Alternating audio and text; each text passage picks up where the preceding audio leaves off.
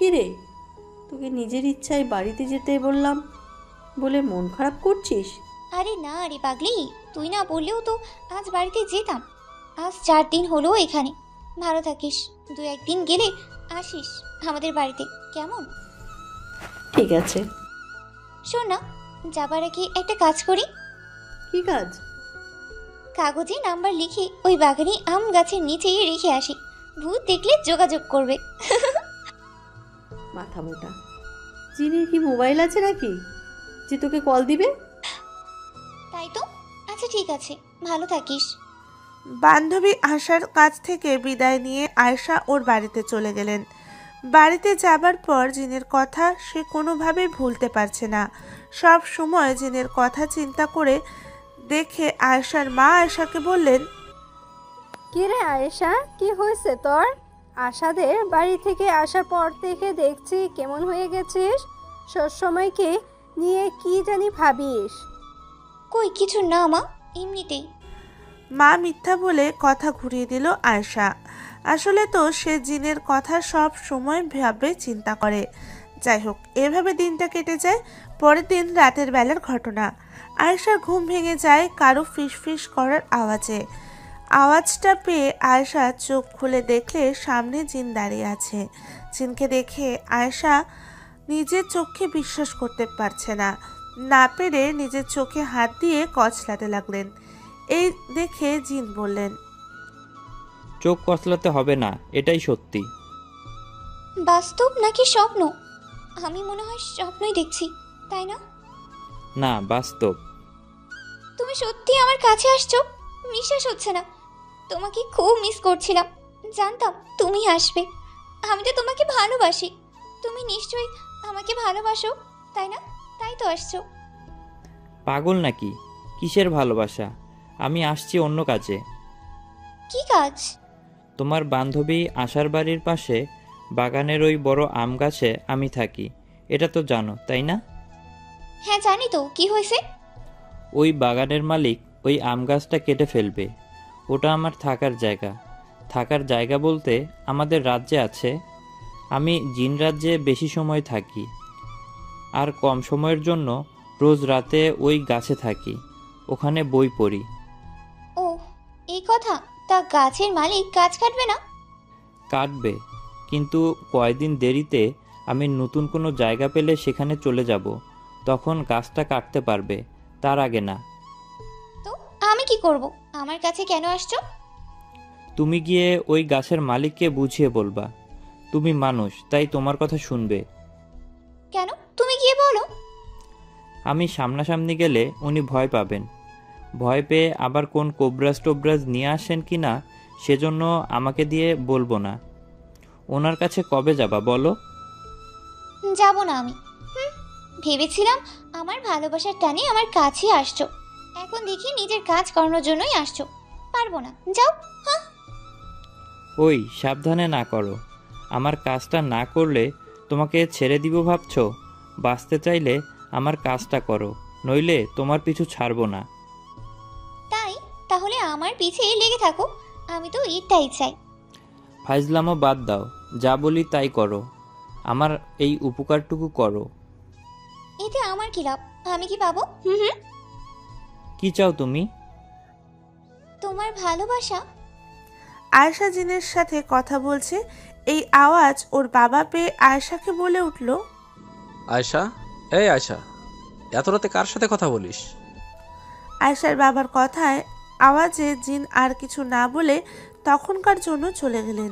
এদিকে আয়শা ওর বাবাকে ডাক দিয়ে বললেন, কই বাবা, কিছু না তো, স্বপ্ন দেখছিলাম মনে হয়। ইস রে, জিন আসছিল, বাবার কথা বলেও চলে যেত না, আমার কাছেই থাকতো। এসব ভাবতে ভাবতে শুয়ে পড়লেন আয়শা। কিন্তু কোনোভাবে আয়শার ঘুম আসে না।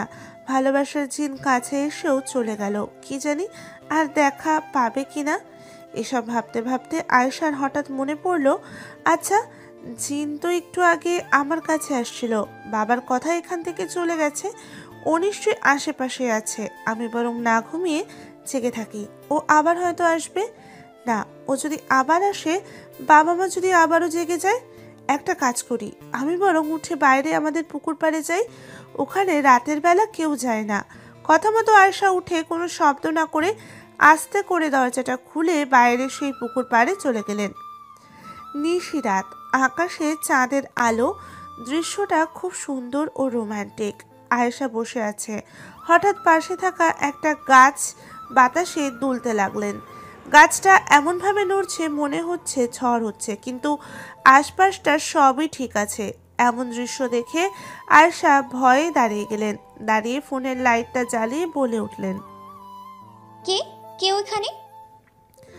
আয়েশার কথায় জিন সেখানে চলে এসে বললেন, তুমি তো বড় আজব মেয়ে, তোমার কি ভয় ডর কিছুই নেই? আমি তো গাছটা নাড়াচাড়া করে পরীক্ষা করছিলাম তুমি ভয় পাও কিনা, কিন্তু তুমি ঠিক দাঁড়িয়ে আছো না পালিয়ে। আসলে ভয় পেয়েছিলাম একটু একটু। তুমি এখানে আসছো কেন? তোমার জন্য। রুমে কথা বললে বাবা মা জেনে যেতে পারে, তাই এখানে আসছি। বলো কি বলবে? আসছো ভালো করেছো, যেটা বলি সেটা মনে আছে তো? মনে আছে, কিন্তু কেমন জানি লাগে। কেমন লাগার কি আছে? তুমি ওই বাগানের মালিককে গিয়ে বলবা ওনার বাগানে বড় আম গাছটা যেন না কাটে, কারণ সেখানে জিন থাকে। আর যদিও কাটে তাহলে 1 থেকে 1.5 মাস পর যেন কাটে, বুঝতে পারছো? জিন স্যার, বুঝেছি। তাহলে কাল সকালে ওনার কাছে যাবে তো? হ্যাঁ যাব। এখন বাড়িতে গিয়ে ঘুমিয়ে পড়ো। আচ্ছা ক্রাশ, একটা কথা জানার ছিল। তোমার নাম কি? নাম জেনে কি করবা শুনি? ওমা, নাম জানতে পারি না বুঝি? নাম বলো, নাইলে তোমার কথা মতো কাজই করব না। আমার নাম ইয়াসিন। আরে বাহ, খুব সুন্দর নাম তো। তোমার আমার নামের কত মিল। আয়েশা ইয়াসিন। হ্যাঁ, এবার রুমে গিয়ে ঘুমাও। কাল ওই মালিকের বাড়িতে এসো, ভয় পেও না। আমি অদৃশ্য হয়ে তোমার পাশে থাকবো। কোনো কিছু বলার থাকলে তোমার কানে ফিসফিস করে বলবো, তুমি ওনাকে সেসব বলবা। জিনের কথায় আয়েশা পুকুর পাড় থেকে বাড়ি চলে এলেন, গিয়ে ঘুমিয়ে পড়লেন। পরের দিন সকালে জিনের কথা মতো আয়েশা সেই বাগানের মালিকের সাথে দেখা করলেন। দেখা হতেই আয়েশা বললেন, আঙ্কেল আসসালামু আলাইকুম, আপনার সাথে কিছু কথা ছিল। ওয়ালাইকুম আসসালাম। তুমি কে মা? তোমাকে তো চিনতে পারলাম না। আঙ্কেল, আমাকে চিনবেন না। আমি আসছি আপনার বাগানের আম গাছটার বিষয়ে কথা বলতে। কি কথা? আমি তো ওটা গাছ কেটে বিক্রি করে দেব। ও, তুমি গাছ কিনবে? না আঙ্কেল, আসলে ওই গাছটা যেন না কাটেন সেই বিষয়ে কথা বলতে আসছি। মানে? কিন্তু কেন? কারণ ওই গাছে জিন থাকে। জিন থাকে তুমি কিভাবে জানলে? জানবো না? ওই জিনটাকে তো আমি ভালোবাসি। মানে কি সব আবল তাবল বলছো? না মানে আঙ্কেল, আমি স্বপ্নে দেখেছি একটা জিন এসে আমাকে বলছে আপনাকে যেন বলি এই গাছে সে থাকে, গাছটা না কাটতে। আর যদিও কাটে সেটা 1-1.5 মাস পর। কিন্তু গাছের মালিক তো আমি। আমাকে স্বপ্নে না বলে তোমাকে বলবে কেন? বলেছিল, মনে করে দেখুন। ও সব মনে করতে চাই না। আমি আজই এই আম গাছ কেটে ফেলবো। না কাটিয়েন না প্লিজ, তাহলে আমার জিন কোথায় থাকবে? তোমার জিন মানে এই পাগলা গারদ থেকে পালিয়ে আসছো নাকি? যাও, চলে যাও। এমন অবস্থায় জিন অদৃশ্য হয়ে আয়েশার কানে কানে এসে বলল, গাছের মালিককে বলো আম গাছটা একটু কাটলে সেখান থেকে রক্ত বের হবে। জিনের কথা শুনে আয়েশা বলল, না আঙ্কেল, আমি পাগল নই, আমার কথা বিশ্বাস করুন। গাছটা কাটিয়েন না, আপনার ক্ষতি হবে। বিশ্বাস না হলে এখন গাছে একটা আঘাত করুন, গাছ থেকে আঠার বদলে রক্ত বের হবে। তাই নাকি? বিশ্বাস না হলে পরীক্ষা করে দেখুন। আয়েশার কথায় বাগানের মালিক একটা কুড়াল দিয়ে আম গাছে আঘাত করতেই সত্যি সত্যি সেখান দিয়ে রক্ত পড়তে লাগলেন। গাছ থেকে রক্ত পড়ছে কিভাবে? গাছে বা গাছের ডাল কাটলে গাছের আঠা বের হয়, কিন্তু এ তো দেখি রক্ত। রক্ত দেখে সেই গাছের মালিক আয়েশাকে বললেন, আমি বিশ্বাস করছি মা তোমার কথা। আমি আমার বাগানের সব গাছ কাটলেও এটা কাটবো না। বোঝার জন্য অনেক ধন্যবাদ আপনাকে। আপনি 1-1.5 মাস গেলে গাছটা কাটিয়ে তার আগে না, কেমন? বাগানের মালিকের সাথে কথা শেষে আয়েশা বাড়ি চলে আসলেন। বাড়িতে এসে জিনের জন্য অপেক্ষা করতে লাগলেন, কিন্তু সারা দিন জিন আর আসলো না। দিনে আসেনি, রাতে আসবে এই ভেবে আয়েশা রাত জেগে অপেক্ষা করতে লাগলেন, তবুও জিন আসে না। জিনের জন্য অপেক্ষা করতে করতে একসময় আয়েশা ঘুমিয়ে পড়েন। বেশ কিছুক্ষণ পর আয়েশার ঘুম ভাঙে, তখন আয়েশা দেখে ইয়াসিন জিন ওর পাশে বসে আছে। জিনকে দেখে আয়েশা বললেন, জিন, তুমি আসছো? তোমার জন্য অনেক অপেক্ষা করছিলাম, তুমি আসোনি তাই ঘুমিয়েই পড়েছি। আমাকে একটু পানি দিবা, খাবো। পানি খাবা? 1 মিনিট, নিয়ে আসছি। আরে, আমি কোথায়? এটা কোন জায়গা? জিন, আমি কোথায়? ভয় পেও না, তুমি জিনদের রাজ্যে। তুমি আমার হয়ে কাজ করে দিচ্ছ বলে আমি তোমাকে জিনদের রাজ্যে নিয়ে এসেছি। কি? আমি জিনের রাজ্যে? কি? আমি জিনদের রাজ্যে আছি? কিন্তু কেন? আমি এখানে কেন? আরে ভয় পাচ্ছ কেন? তুমি আমার একটা উপকার করলা, তাই ভাবলাম তোমাকে আমার রাজ্যটা একটু ঘুরাই দেখাই। তাই বলে আমাকে না বলে হুট করে নিয়ে আসবা? বলে তোমাকে নিয়ে আসতে চাইলে তো তুমি ভয় পাইতা, আবল তাবল বলতা, তাই ঘুমের মধ্যেই নিয়ে আসছি। আমাকে বলতে পারতা? এভাবে ঘুমের মাঝে এসে কি শান্তি আছে? আমি তোমার পিঠে উঠে বসে থাকতাম, তুমি উড়ে উড়ে আসতা, কত মজা হতো বলো। আমি কি পাখি নাকি? দেখো, এটা সিনেমা না, এটা বাস্তব। আর আমরা জিন জাতিরা বাতাসে মিশে চলি, তোমাকে পিঠে নিয়ে চলে আসবো কিভাবে? তাহলে আমার পিঠে পাখা লাগিয়ে দাও, আমি যেন উঠতে পারি। আয়েশার এমন কথায় ইয়াসিন জিনের পাশে থাকা ওর দুইটা বন্ধু জিন হা হা করে হাসতে হাসতে বলল, ইয়াসিনের তুই কাকে নিয়ে আসছিস? মেয়েটা দেখ কি সব অদ্ভুত কথা বলে। ওই, হাসবা না, আমি তোমার ভাবি, ভাবি বলে সম্মান করো। ভাবি? কিসের ভাবি? ভাইকে? কেন? তোমাদের বন্ধু ওই চুপ, একদম চুপ। বলছি না এসব আবল তাবল কথা বলবি না, ওরা কি ভাববে? কি ব্যাপার ইয়াসিন, আমাদের না বলে মানুষের প্রেমে পড়লে নাকি? এই মানুষ হতে সাবধান। এই কথাটা বলে বন্ধু দুজন জিন চলে গেলেন। এদিকে ওরা চলে যাওয়ায় ইয়াসিন জিন আয়েশাকে বললেন, ওই ওদের সামনে এসব কি বলো? হ্যাঁ, কি বলবো? ঠিকই তো বলছি, আমি কি তোমাকে ভালোবাসি না? আমি তো তোমার জিএফ, তাই ওদের বললাম আমি ওদের ভাবি। চুপ, চলো তোমাকে বাড়িতে রেখে আসি। না, যাব না, জায়গাটা কত সুন্দর, আমি এখানেই থাকবো। না, মানুষের এখানে থাকা নিষেধ, চলো। না, যাব না।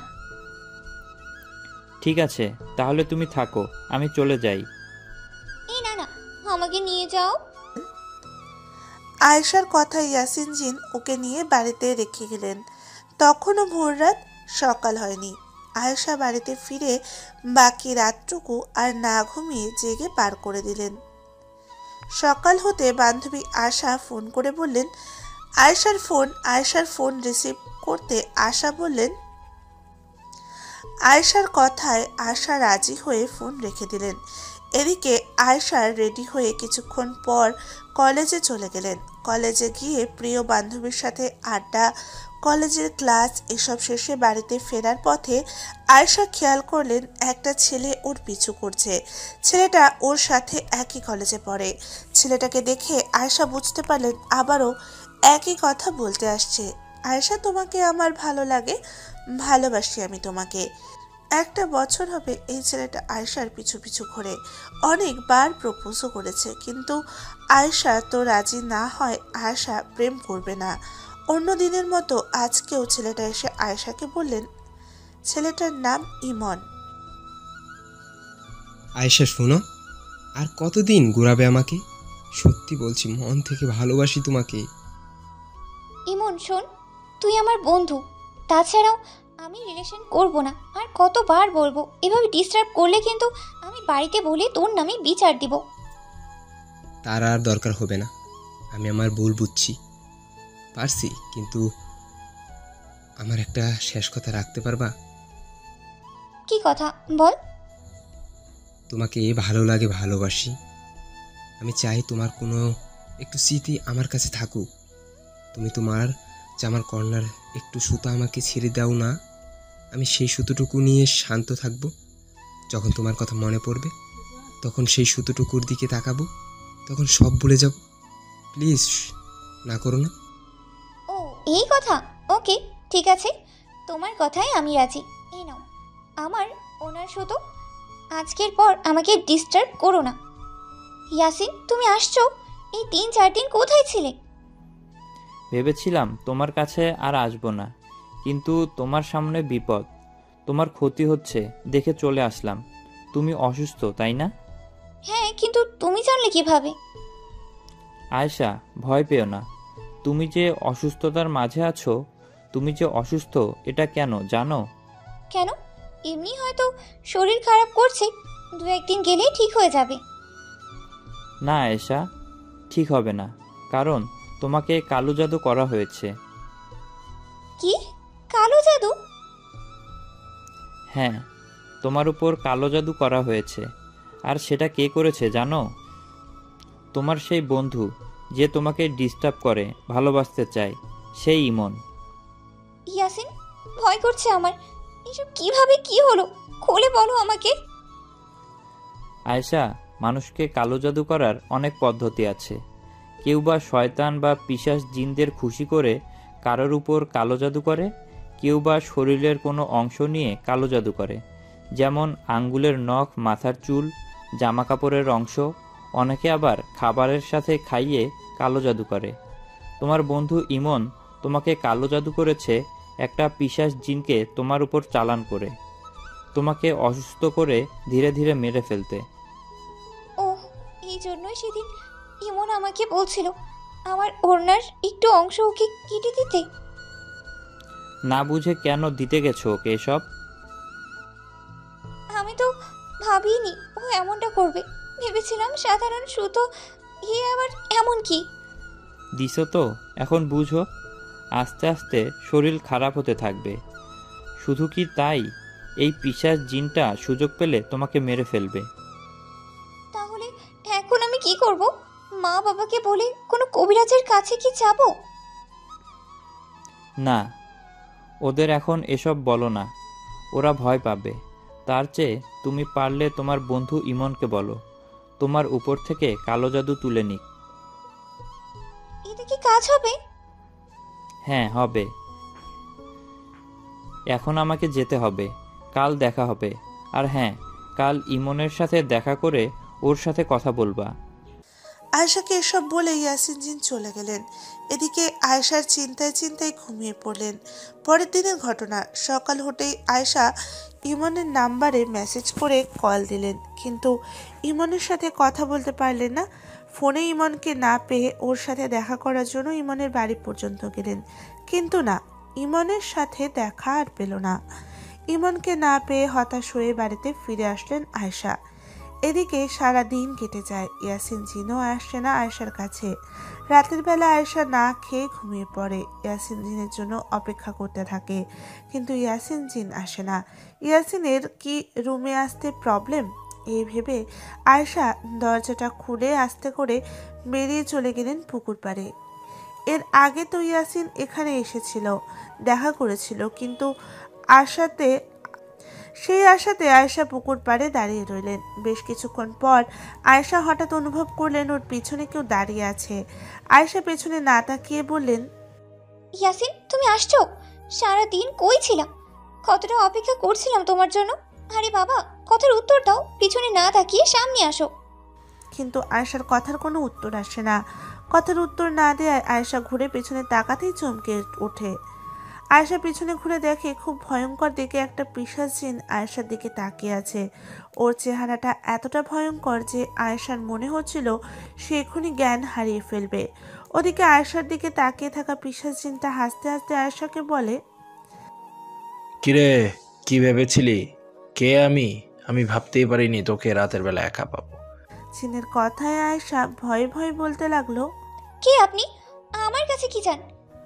আয়েশার কথার জবাবে পিশাচ জিনটা বলল, তোর প্রাণ চাই, দে, তোর জীবনটা দিয়ে দে।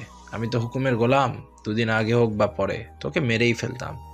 পিশাচ জিনের এমন ভয়ঙ্কর কথায় আয়েশা সেখান থেকে দৌড়াতে যাবে, ঠিক তখনই সেই মুহূর্তে পিশাচ জিনটা এসে আয়েশাকে আঘাত করে। জিনের আঘাতে আয়েশা মাটিতে পড়ে চিৎকার করে ওঠে।